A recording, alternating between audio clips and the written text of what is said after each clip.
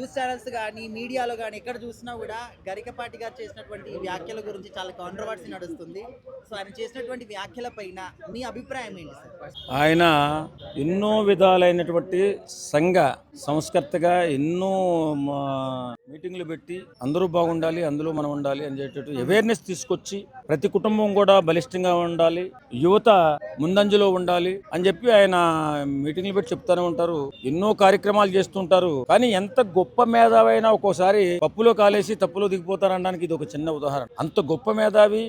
ఆయన మాటలు ఎన్నో కుటుంబాలు ఆచరించి బాగుపడిన కుటుంబాలు ఉన్నాయి. ఎంతో మంది యువత భవిష్యత్తును తీర్చిదిద్దుకున్న సందర్భాలు ఉన్నాయి. కానీ అక్కడక్కడ చిన్న చిన్న తప్పు దొరకడం వల్ల అప్పుడప్పుడు కొంచెం కాంట్రవర్సీలో ఉంటున్నారు. మొన్న మధ్య చిరంజీవి గారు ఒక మీటింగ్ లో చిరంజీవిని ఏకవచనంగా పిలిచి అదొక చిన్న కాంట్రవర్సీ అయితే, ఈ మధ్య కాలంలో హాస్టల్స్ ఆ గుడ్లు భోజనాల పైన మధ్యాహ్న భోజనం వల్ల చదువు సరిగా చదువుకుంటలేదని చెప్పడం ఆయన ఎక్కడో ఏ తప్పు దొరికిందేమో అనిపిస్తుంది. కానీ వాస్తవంగా హాస్టల్లో చదువుకునే విద్యార్థులు కానీ లేకపోతే కాలేజీలో చదువుకున్నటువంటి కొంతమంది యువకులు కానీ మధ్యాహ్న భోజనం పథకం వల్ల బాగా చదువుకోలేదన్న మాట మాత్రం అవాస్తవం. ఎందుకంటే ఇప్పుడు హాస్టల్లో ఉన్న విద్యార్థులు చాలా దిగువ తరగతి ఎస్సీ, ఎస్టీ, బీసీ తల్లిదండ్రులు కోల్పోయినటువంటి వాళ్ళు కూడా హాస్టల్లో చదువుకుని బాగుండాలని చెప్పి ప్రభుత్వాలు సహాయం చేస్తూ, స్వచ్ఛంద సేవా సంస్థలు సహాయం చేస్తూ ఆ బిడ్డల భవిష్యత్తు బాగుండాలని, వారు కడుపు నిండా భోంచేయాలని, మనతో పాటు చదువుకోవాలని, ఆ చదువుకుని వారి జీవితాలు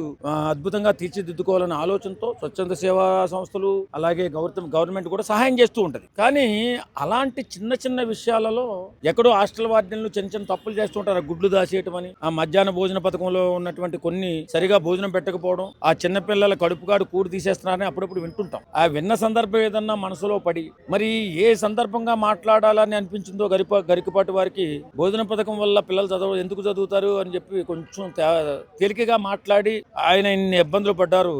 దాని వెనకాల ఒక బాగుందని చెప్పేసి అంటున్నారు సార్. ఇప్పుడు మిడ్ డే మీల్స్ సరిగా అందుతున్నాయా లేదా అని చెప్పేసి దాని గురించి ప్రశ్నిస్తున్నారు వెళ్ళి, కానీ విద్య సరిగా అందుతుందా లేదా, పిల్లలు సరిగా చదువుతున్నారా లేదా అని చెప్పేసి అడగట్లేదు అని చెప్పేసి అంటున్నారు. దాని గురించి అన్నారని చెప్పేసి అంటున్నారు. ఏదేమైనా ప్రతి డిపార్ట్మెంట్ లో కూడా ఎంక్వైరీ చేసి జాగ్రత్తలు ఉంటాయండి. కాకపోతే అక్కడక్కడ పందికొక్కుల్లాగా వారికి పెట్టిన భోజనాల్లో కొద్దిగా భోంచేసేటటువంటి దుర్మార్గులు కూడా ఉంటారు. అది కాదనలేము. అందరూ నిజాయితీగా ఉంటే దేశం ఎలా ఉండదు కదా. కాబట్టి నేనేమంటానంటే, గరికపాటి గారు మాట్లాడకూడనటువంటి పదవాలు, అంత గొప్ప మేధావి, అంతే మానవత్వం ఉన్న మనిషి ఇలా చిన్న విషయాల్లో తలదూర్చి ఏదో మాట్లాడి కొంచెం తప్పులో కాలేసినట్టు అనిపిస్తుంది. ఆ మహానుభావుడు అంత గొప్ప మేధావి కి చెడ్డ కళంకం తెచ్చుతున్నారని చెప్పి అంటున్నారు. ఆయన గురించి పెద్దగా మాట్లాడదు. ఎందుకంటే ఆయన ఏ కారణం చేత ఎవరిని ఉచ్చరించి మాట్లాడాలని ఇలా వచ్చిందో తప్ప ఆయన ఎప్పుడు కూడా తప్పు చేయరు. ఆయన నిజాయితీగా అన్ని మాట్లాడతారు. అందరూ బాగుండాలని కోరుకుంటారు. దానికోసం కుటుంబాల బాగు కోసం ఎన్నో మీటింగ్లు పెడుతూ ఉంటారు,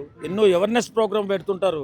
ఆ మహానుభావుని ఎవరు కూడా నిందించొద్దని చెప్పి మనస్ఫూర్తిగా కోరుకుంటున్నారు. ఓకే, బట్ సరిగ్గా విద్య అందుతుందా లేదా, స్టూడెంట్స్ అందరు చదువుతున్నారా, ఇట్లాంటివి మాత్రం అడగట్లేదని ఆ ఉద్దేశంతో అన్నారని చెప్పేసి కూడా అంటున్నారు. నిజం అనుకోవచ్చా?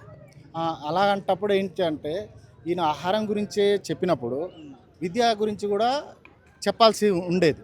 అది చెప్తారు కూడా. ఎందుకనంటే ఆహారం ఎంత ముఖ్యమో విద్య కూడా అంతే ముఖ్యం. ఎందుకంటే పేద పిల్లలు ఉంటారు. ఇప్పుడు సమాజానికి కావాల్సింది తెలివితేటలు రావాలంటే విద్యతోనే వస్తాయి.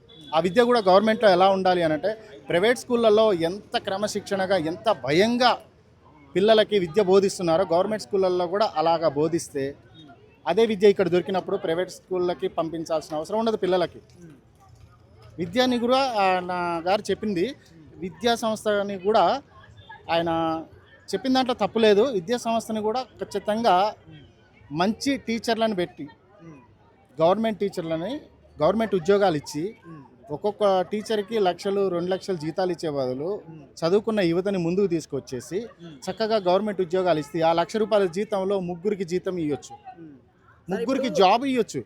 ఆ విద్య ఏమవుతుంది, అప్పుడు మంచి విద్య దొరుకుతుంది గవర్నమెంట్ స్కూళ్ళల్లో. అందట్లేదండి, 100% అందట్లేదు. గవర్నమెంట్ విద్యార్థుల్ని ఇంటర్వ్యూలు చేయండి, ప్రైవేట్ స్కూల్లో ఇంటర్వ్యూలు చేయండి. ప్రైవేట్లో చూపించేంత శ్రద్ధ మన గవర్నమెంట్ టీచర్స్ అయితే కొంచెం తక్కువగానే చూపిస్తున్నారు. ప్రైవేట్ లో మొత్తం బట్టి సిస్టమ్ ఉంటుంది అని చెప్పేసి వాళ్ళని ఇంకా 10th క్లాస్ వచ్చిందంటే డే అండ్ నైట్ అక్కడే ఉంచుకొని వాళ్ళని రుద్దుతారని చెప్పేసి కూడా ఒక చాలా ఉన్నాయి. ఉన్నాయి సెలవులు ఉన్నా కూడా వాళ్ళకి బయట నుంచి తాళాలు వేసి లోపల చెప్తారని చెప్పేసి కూడా చాలా అలిగేషన్స్ ఉన్నాయి కదా. ఉన్నాయి కానీ వాళ్ళ బంగారు భవిష్యత్తు కోసమే ఏ పిల్లల్ని ఎంతగా చెప్పినా కానీ వాళ్ళ బంగారు భవిష్యత్తు కోసమే పిల్లలకి ఈ టీచర్లు విద్యని బోధించడం జరుగుద్ది, ప్రైవేట్ స్కూల్లో కానీ గవర్నమెంట్ స్కూల్లో కానీ. ఒకసారి ఓవరాల్ గా గరికపాటి గారి మాటలు రైట్ అనుకుంటున్నారా రాంగ్? ఆయన పెద్దాయన కాబట్టి ఆయన చెప్పే మాటల్లో అర్థం చేసుకునే విధానాన్ని బట్టి ఆయన రైటే ఉంటాయి. కానీ ఆయన కావాలని అయితే ఇదే ఇతరులని దూషించే విధంగా, ఇతరులని కించపరిచే విధంగా అయితే చెప్పరు ఆయన. ఓకే. అంటే ఆయన దృష్టి ఏంటంటే ఇప్పుడు మధ్యాహ్న భోజనం ఆపేయండి అన్న పిల్లల శ్రద్ధ మధ్యాహ్న భోజనం మీద ఉంటుందని. లేదండి, భోజనం చేయకుండా పిల్లలకి శక్తి ఎలా వస్తుంది, వాళ్ళ విద్య ఎలా నేర్చుకుంటారు? మరి ఏ కారణంగా అని ఉంటారంటారు? నా మాటల్లో ఆయన చెప్పే పదాలలో ఏదో ఒక 2 పదాలు వచ్చి ఉంటాయి కానీ ఆ విధంగా కావాలనేసి విద్యని కానీ ఆహారాన్ని కానీ కించపరచడానికి అయితే ఆయన చెప్పరు. అంటే చాలా మంది విమర్శకులు సారీ చెప్పాలి, క్షమాపణలు చెప్పాలి అంటున్నారు. అంటూ ఉంటారు అని అంటే పడనోళ్ళు అండి. ఇప్పుడు నేనంటే ఇష్టం లేని ఉంటారు, నేనంటే ఇష్టం లేని వాళ్ళు ఈ ఛానల్లో ఇప్పుడు చూశారనుకోండి, ఆ వీడియో ఏదో ఏదో వాగుతున్నాళ్ళే అని అంటారు. అలాగని అందరూ ఒకటి చూడండి, ఎవరైనా సరే 100 మందికి నచ్చాలని రూల్ లేదు ఇక్కడ. 100 మందికి నచ్చాలని అయితే రూల్ లేదు. పడనోళ్ళు ఎన్నో విమర్శలు అంటూనే ఉంటారు. ఆయన పెద్ద మనిషి, చాలా పెద్దవారు కదా.